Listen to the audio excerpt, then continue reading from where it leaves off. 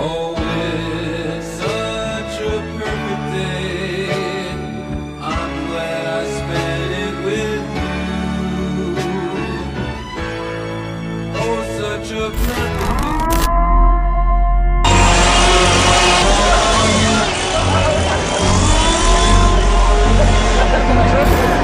Yo, what's going on guys? My name is DEBATABly. So today I have a bit of an experimental video for the channel because we're going to be taking a look down memory lane at a previous Fright Nights event. Because I was thinking the other day that for those of you that have just got into theme parks and especially Fright Nights, you might not know a lot about the history of the event. And for those of you long-term Fright Nights fans, I'm hoping today's video will be a bit of an opportunity to reminisce at one of the best Fright Nights events that Thorpe Park have ever put on. So yeah, I do want your guys' feedback on this video, so please let me know down in the comments once you have watched it if you would like to see more. And also, just before we start, a lot of the content used in this video is not my own, so whoever's content I have used, their links will be down below. And a special thank you to Total Thorpe Park because I'm using a lot of their information for this video. So yeah, big up to them. Their website will be linked down below.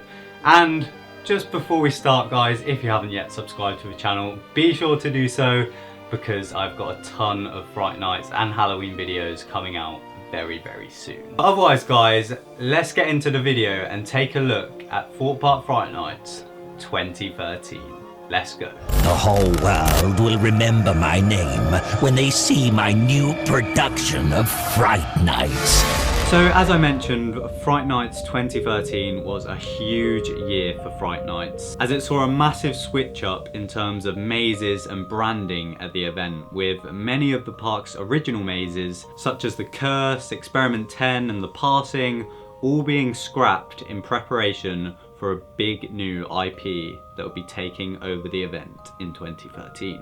IP being intellectual property, so Angry Birds or The Walking Dead or Saw for example. And yeah, the IP that was brought to Fright Nights in 2013 was the film studio Lionsgate. With this Lionsgate takeover, we saw the introduction of 4 individual Lionsgate films, and 3 of these films were made into horror mazes for the park. Now we'll start off with the Blair Witch project because that is rather topical right now. Of course, if you're watching all of my other videos, you will know that the Blair Witch is very likely to return this year in 2018. So we'll start with Blair Witch. So yeah, with Blair Witch, we saw an area of Old Town transformed into the village of Burkittsville, which is where the Blair Witch is set.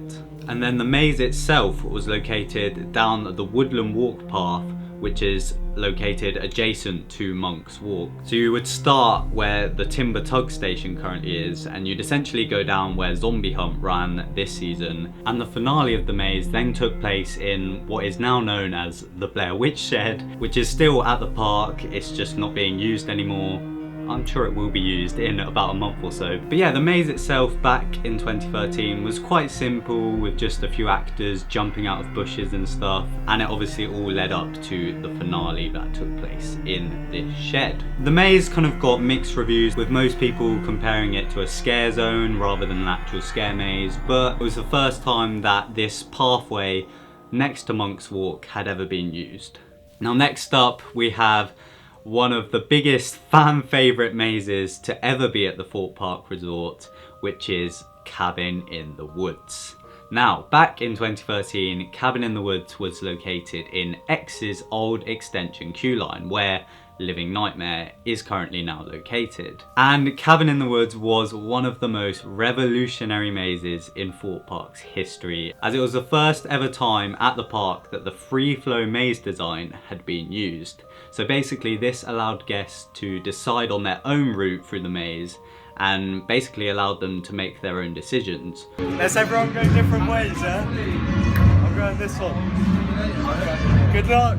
Because previously all of the mazes at the park had been either hands on shoulders or Congo line, so you just went through a linear path. But Cabin in the Woods completely changed that and allowed guests to choose their own route, meaning pretty much every time you did the maze, you had a slightly different experience. Now, as I said, Cabin in the Woods was a huge fan favourite at the park. It was one of my personal favourite mazes ever at Thorpe Park Fright Nights.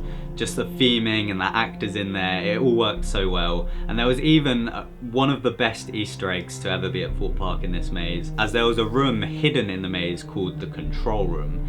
And if you managed to find this room, then there was basically like CCTV screens, so you could watch other people going through the maze, and you could even press buttons that would set off special effects in different rooms. I mean, they didn't always work, but that was the idea. So yeah, it was really cool and definitely one of the coolest Easter eggs Thorpe Park have ever done. Now, the park's 5-star scare attraction back in 2013 was the maze My Bloody Valentine, and it was marketed as the scariest maze on park for this year. The maze itself was located within shipping containers that had previously been used for the maze Experiment 10, and nowadays are being used within the Walking Dead Sanctum maze. But back in 2013, these containers were of course themed on the inside to show iconic scenes from the My Bloody Valentine film, and these containers were then located within the arena, which is now completely gone from the park. It's now Darren Brown's Ghost Train.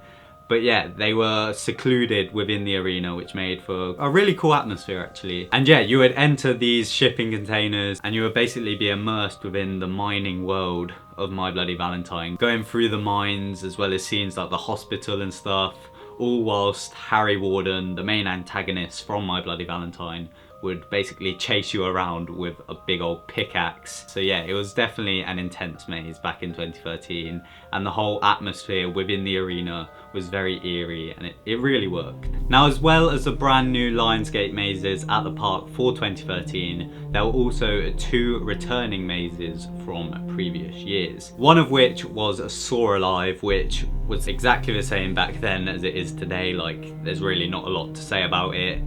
It hasn't changed at all really since its time at the park. But the other maze was the legendary Asylum, which I'm sure many of you know was one of the most popular but also unfortunately controversial mazes in Thorpe Park's history. It was an absolute fan favourite. Like, the soundtrack was amazing, it had a mad strobe section, and the chainsaw finale, it was an incredible maze. And I'm still sad that it's gone from the park. But yeah, Asylum was also in the maze lineup back in 2013, and it was actually billed as a 4-star scare rating, so technically it wasn't supposed to be as scary as My Bloody Valentine, but I think Asylum was definitely the scariest maze on park back in 2013. So those were the 5 mazes that were on park that year, but there was of course one more film that was brought to the park to complete the Lionsgate takeover, and that final film IP that was used was You're Next, which was a horror film that was released in the summer of 2013. And this IP at the park basically featured the film's main antagonists, a group of murderers in animal masks, were basically set loose around the park as roaming actors. And they were definitely the best roaming actors I personally have ever experienced at Fright Nights. They were terrifying. Whenever I saw them about on park, I would literally turn the other way and pretty much run away before I'd even interacted with them. They were amazing and very intense. They gave people some great scares and really played up to the cameras and stuff. They were so good. So yeah, although there was an amazing roaming team, in terms of park-wide theming, back in 2013, there wasn't a lot going on, nowhere near as much as there was back in 2017 Fright Nights. But 2013 was of course the year that, in my opinion, the most iconic Fright Nights song ever was played around the park, and that song was Perfect Day. Oh, it's such a perfect day. I'm glad I spent it with you. Now, this song has been around for years, but it was used within the film You're Next, so it kind of tied in with the whole You're Next roaming theme. But yeah, this song was incredible. Like, it added such an atmosphere to the event, and I'm literally getting speechless thinking about it. Like, whenever I hear it, it just makes me think of Fright Nights. So yeah, I would love to hear that played over the park speakers again one day. Maybe it will happen, I really hope so. As well as this song, we also had the introduction of the director audio that was used across the park. It played out. This is the director at Thorpe Park Movie Studios. And it was also used on some of the rides at the park as dispatch audio. And I'm sure some of you will recognise this, and that's because some of this audio is still played at the park. For example, within the Zombie Hunt attraction, we heard the director talking.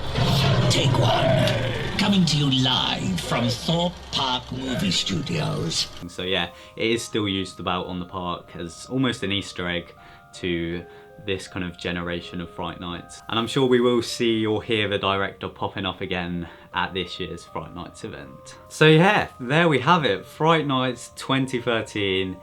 It really was an incredible year for Fright Nights, and it kind of revolutionised the event. It introduced the idea of an IP. Obviously Lionsgate has now left the park and we have The Walking Dead like taking over Fright Nights, but without Lionsgate and 2013 Fright Nights, I don't know if we would have things like The Walking Dead at the park. So yeah, it was definitely a very influential year.